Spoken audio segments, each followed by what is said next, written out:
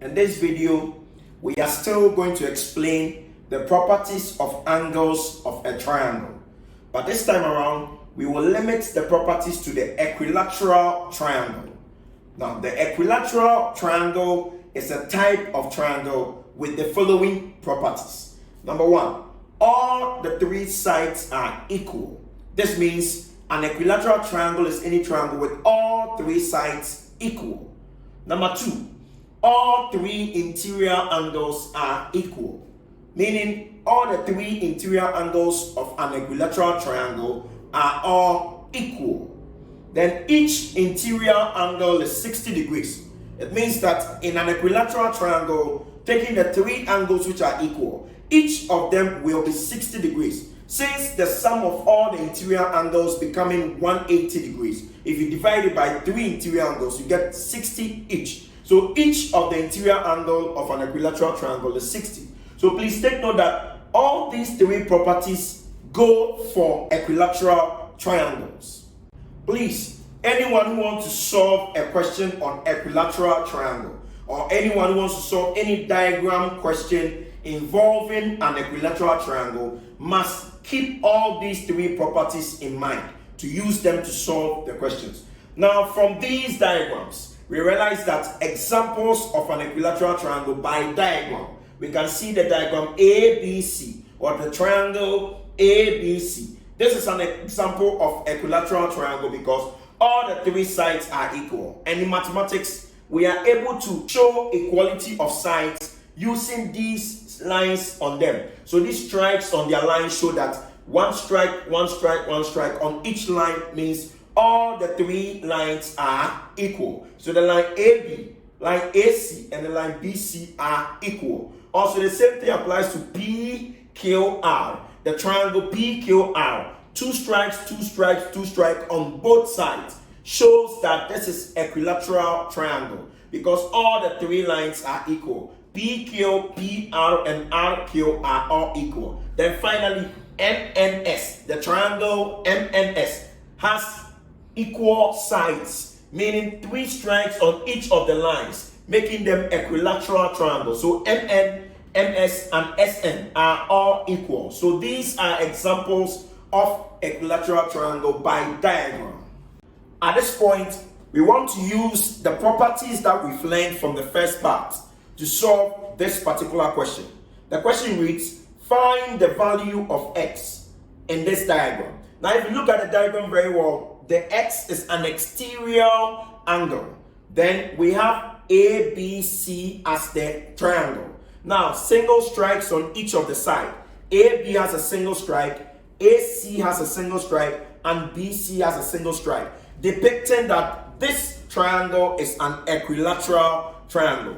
That means that each of its interior angles will be 60 because the three lines are equal and the three interior angles are also equal. So for that matter, each will be 60 degrees. So this angle will be 60 degrees. This angle will be 60 degrees and the angle here will also be 60 degrees. Now, because of that, these interior angles are going to help us get the value of x. If we check, this line BCD is a straight line.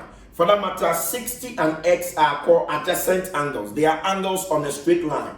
So 60 plus x will be equal to 180. Since angles on a straight line sum up to 180 degrees, it could be on any diagram. So we can now say 60 degrees plus x should be equal to 180 degrees because they are angles on a straight line or straight angle. Now we make x a subject by transferring 60 degrees to the right hand side where it groups with a constant 180 degrees. Or you can subtract 60 from both sides of the equation. So if I maintain x here equal to, I'll just transfer 60 degrees from the left to the right hand side. Since 60 degrees is positive, when it comes here, it becomes negative. So it becomes 180 degrees minus 60 degrees. And 180 minus 60 degrees will give us 120 degrees. So therefore, the value of x will be equal to 120 degrees. So that is how we solve this question. Thank you very much. Now let's take a look at the isosceles triangle properties. Every triangle that is a type of triangle has unique properties. So now, isosceles triangle properties. Number one, only two sides are equal. So you realize that the isosceles triangle is a type of triangle with only two sides equal. So the first character of an isosceles triangle that should come in mind is that it has two sides equal. Only two sides are equal. Number two, only two angles are equal. So if the two sides are equal, then automatically two angles must be equal. But one unique thing about the isosceles triangle is the two equal sides usually point out the two equal angles. So if you want to know the equal angles of an isosceles triangle, you must indicate, or you must be able to know where the equal sides are. For example, these are diagrams that depict isosceles triangle. This diagram ABC is a triangle. The reason why it will be isosceles is two sides are equal. This strike here and the strike here shows the equal sides. And the two sides which are equal are AB and the side AC. Since AB stretches down here and AC is also this way, we can talk about this angle and this angle becoming the equal angles. So this angle here and this angle here in this isosceles triangle are the equal angles. This is because the equal sides AC and AB stretch down to where the two angles are. Let me also give you one secret. The two sides which are equal meet at the angle A. Where they meet, neglect that angle there. The rest of the two angles are equal. So take that character. Let us take a look at the triangle XYZ. Triangle XYZ is also an isosceles triangle. The reason is simple. XY has two strikes and XZ has two strikes, depicting these two sides are equal because the number of strikes on them are the same. Now, since XY and XZ are equal, it becomes isosceles triangle with two sides equal. These two lines meet at X. The angle at where they meet is neglected. The rest of the two angles are equal. Or where the two sides stretch towards, the two equal sides, they stretch towards a particular side. Those two angles there are equal. So with this triangle, this side and then this side of the angle are equal. So this angle and that angle are also equal for this isosceles triangle. Also, triangle SQP is an isosceles triangle. This is the reason. The line SP has three strikes and the line QP also has three strikes, depicting two sides equal because the number of strikes on them are equal. So if this SP side and the side QP are equal, also SP and QP are stretching towards this side. So they stretch upward. They are the equal sides and they move upwards. So you realize that this angle at S and the angle at Q are the equal angles for this isosceles triangle. Now let us come to the triangle STV. The triangle STV is an isosceles triangle, even though all the sides have strikes on them. But check the number of strikes on each side. TS or ST has three strikes on it. And also TV has three strikes. So ST and TV are the equal sides. Since two sides are equal, then we can say this is an isosceles triangle. SV has one strike, so it cannot be compared to the three strikes. So we then conclude that this triangle is an isosceles triangle. Now the equal angles are stretching towards where the equal sides are. And the equal sides are ST and then TV. They are here. So the angle at S and the angle at V are equal because the two equal sides meet at T. The angle T is neglected. It's not part. The rest of the two angles are equal. And even the sides stretch towards those angles, making it an isosceles triangle. Two sides equal, two interior angles equal. With this, PUA is an isosceles triangle because you have two strikes on UP and two strikes on AP. So two strikes, two strikes. This is three strikes on AU. The three strikes is different from the two strikes. So since the two strikes are having the same number of strikes, we say that this line UP and the line AP are equal. So it becomes an isosceles triangle. So the angles at U and the angles at A are also equal. Don't forget, isosceles triangle has two sides equal and two interior angles equal. So please take note of that. Let us use these properties to solve questions. Let us use the same properties for the isosceles triangle to solve this example. Now this question reads, find the value of y Now in this triangle ABC, Y is located here, and this angle at A, or the angle BAC, is 70 degrees. Now, this side AC has 2 strikes on it, and the side AB has 2 strikes on it. 2 strikes depict the fact that the 2 sides are equal, because the number of strikes on both sides are equal. So since 2 sides are equal, then this is an isosceles triangle. I repeat, 2 strikes on AC, 2 strikes on AB shows that the 2 sides are equal. And because side AC and side AB are equal, it becomes an isosceles triangle.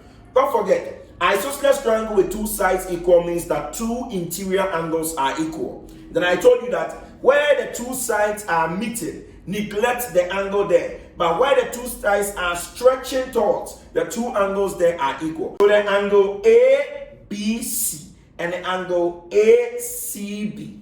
I'm trying to say the angle at B and the angle at C are the equal angles. So take note of that. Since AB stretched down here and AC stretched down here, making these 2 angles equal. So I can comfortably give this angle the variable Y. Because this is Y, this will also be Y.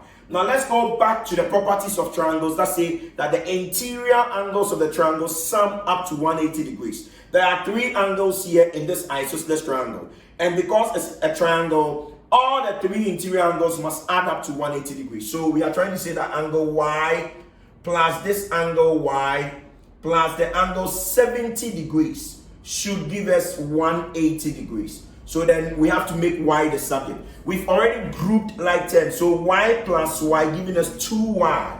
So 2Y plus 70 degrees is equal to 180 degrees. Then we will move positive 70 degrees to group like terms at the right hand side to become a negative 70. This is a constant and this is a constant. So we move constants to the right hand side. So we get 2Y is equal to 180 degrees. Moving positive across the equal sign, make it negative 70 degrees. So we end up getting 180 degrees minus 70 degrees will give us 110. So we end up getting 2Y is equal to 110 degrees. Then we divide both sides by 2 to make Y stand alone. So 2Y is equal to 110 degrees. Divide here by 2. Then divide here also by 2. We divide it so that this 2 will cancel itself 1 and cancel this 2 also 1. Remaining with Y. So Y with the equal sign. 2 cancel here 1. 2 cancels here 55. So we end up getting Y is 55 degrees. So therefore, the value of Y in the question is 55 degrees. So the angle Y in this diagram will become 55 degrees. Thank you very much. In this question, it reads, find the value of X in the diagram below. Now this diagram is a triangle XYZ. Projecting from Z to T is a straight line. Now we have 1 strike on XY and 1 strike on XZ, depicting 2 sides being equal, or 2 sides are equal for this triangle. So if 2 sides are equal, then this diagram is an isosceles triangle. Because 2 sides are equal with 1 strike each, then 2 angles are equal also here. So there are 3 interior angles. Let us see the 2 interior angles which are equal. The 2 lines which are equal meet at X, the point X. The angle at X is not part, so 40 is not part. The angles which are equal stretch down or towards the place the 2 equal sides are moving or stretching towards. So X, Y, and XZ are stretching towards the base of the triangle. So the angles which are equal will be the angle at Y called XYZ, and the angle at Z at this side called XZY. So these 2 angles are equal. Since the 2 angles are equal, we will then say let angle XYZ be equal to angle XZY. And let all of them be equal to the variable A. So I'll use variable A to represent. Since I've represented the 2 equal angles with the variable A, I can now bring the variable A in the diagram. So A here and A here. Now the sum of all the 3 interior angles of a triangle is equal to 180. So 40 plus A will give us 180. That is a property of triangle. So all the interior angles of a triangle is 180. So let's use that property to get the value of A. Then we continue. So based on that property, the angles will be 40 degrees plus A is equal to 180 degrees. That will make A the subject. So A plus A is 2A. So 40 degrees plus 2A is equal to 180 degrees. Then we'll move 40 degrees to group like terms at the right hand side with 180 degrees because they are both constants. Or we will subtract 40 from both sides of the equation. So we will be left with 2A is equal to, now 40 is positive. When it crosses the equal sign to the right hand side, it will be minus. So it becomes 180 degrees minus 40 degrees. Now let's go. Now 2A will be equal to 180 minus 40 degrees will give us 140 degrees. That will divide both sides by 2. So we divide here by 2. That will divide here by 2. So 2 will cancel itself 1, remaining with A equal to 2 here 1 and 2 into 140 is 70. So A is 70 degrees. So the angle in the triangle labeled as A is 70 degrees. Let's use the 70 degrees, which is the A value, to find the value of X in the same triangle. Now that we have A, or the variable A, as 70 degrees, we can now go or proceed to find the variable X.